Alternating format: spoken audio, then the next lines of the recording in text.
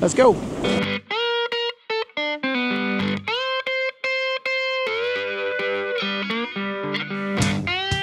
I think what makes me like what I wake up and makes me want to snowboard every day is that I still have so much to learn with snowboarding, you know? There's a whole nother side to it that I can learn.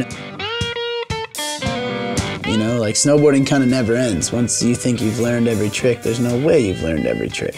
It's just that excitement of having the creativity to do whatever you want on that face or whatever it might even be, you know?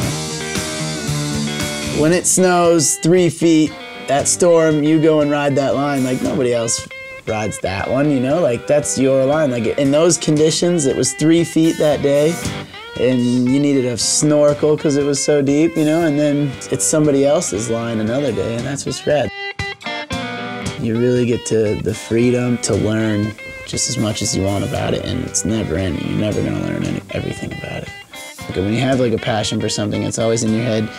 When you're doing that thing, I think you enjoy it so much, like you get, you know, like enlightenment, basically. Your mind just goes blank. It just feels so good to be like creative and comfortable and know that this is like my thing, this is what I do. I'm Danny Davis, and it's different on my mountain.